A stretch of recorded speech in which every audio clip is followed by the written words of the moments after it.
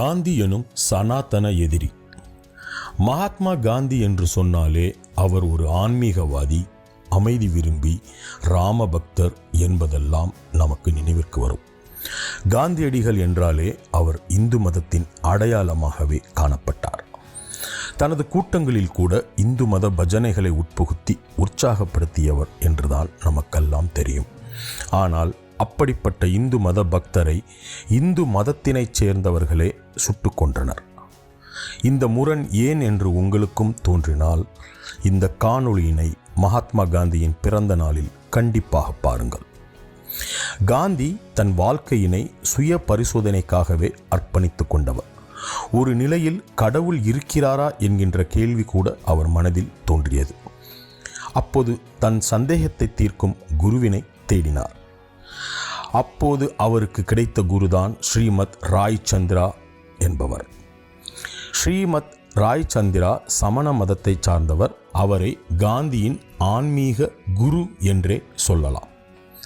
அதே போன்று காந்தியின் ஆன்மீக உள்ளொளி பயணத்தில் ஆண்டவனின் ராஜ்யம் உனக்குள்ளே எனும் நூலை எழுதிய டால்ஸ்டாய் மற்றும் கடையனுக்கும் கடைத்தேற்றம் நூலை எழுதிய ஜான் ரஸ்கின் ஆகியோரும் முக்கியமானவர்கள்.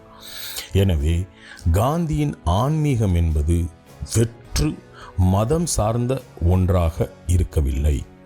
அதனால்தான் அவர் நரசிம்ம மேத்தா எழுதிய வைஷ்ணவ ஜனதோ எனும் பாடல் அவருக்கு மிகவும் விருப்பமான பாடலாக இருந்தது. நரசிம்ம மேத்தா என்பவர் எழுதிய வைஷ்ணவ ஜனதோ பாடலை நாமக்கல் கவிஞர் மொழிபெயர்த்திருக்கிறார். வைஷ்ணவன் என்போன் யாரென கேட்பின் வகுப்பேன் அதனை கேளுங்கள், பிறருடைய துன்பம் தனதென என்னும் பெருங்குணத்தவனே வைஷ்ணவனாம், உரு துயர் தீர்த்ததில் கர்வம் கொள்ளான் உண்மை வைஷ்ணவன் அவனாகும். அதே போல ரகுபதி ராகவ ராஜாராம் என்ற இந்து சமய பாடலை நாடெங்கும் பிரபலப்படுத்தியவர் காந்தியடிகள்.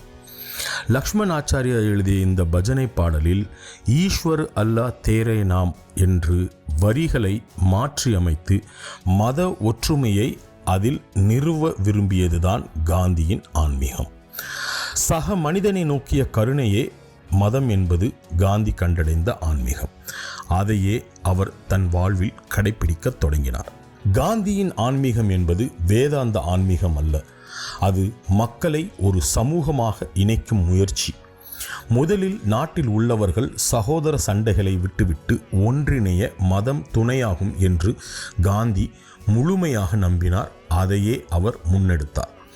காந்தி இந்திய சமூகத்தை ஒன்று திரட்ட காலம் காலமாக இந்து மதத்தின் அஸ்திவாரம் என்று சொல்லப்பட்டு வரும் சனாதன தர்மத்தில் பல்வேறு மாறுபாடுகளை கொண்டு வர முயன்றார். இன்று சனாதனம் என்று சொன்னாலே நாடு கடத்திவிடும் போக்கு இருக்கின்ற பொழுது அன்றே காந்தியடிகள் சனாதன தர்மத்தின் ஆணி வேரினை அசைத்து பார்த்தார். குறிப்பாக சாதி பாகுபாடுகளை விட்டுவிட வேண்டும் என்பதை வலியுறுத்தினார். காந்தியின் ஆளுமையால் கவரப்பட்ட பல உயர்சாதி இந்துக்கள் சமூக விடுதலை போராட்டங்களையும் முன்னெடுத்தனர். ஆலய பிரவேச போராட்டங்கள் காந்தியால் ஊக்குவிக்கப்பட்டன. இந்தியா முழுவதும் இந்த மாற்றம் நிகழத் தொடங்கியது.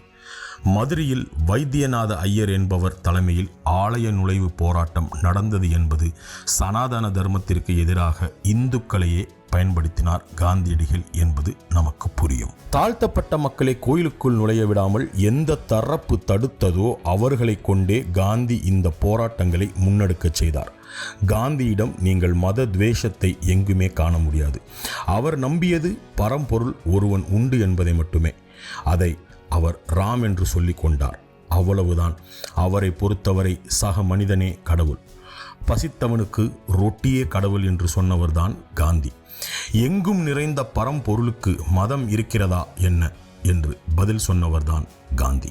காந்தி இந்தியா பின்பற்ற வேண்டிய ஆன்மீகத்தை முன்மொழிந்தவர். அந்த ஆன்மீகம் சனாதனத்திற்கு எதிரானது. அதனாலே தான் ஒரு சில இந்துக்களே காந்தியினை சுட்டு கொன்றனர். அதை இந்த காந்தி பிறந்த நாளில் நினைவு கூர்வோம்.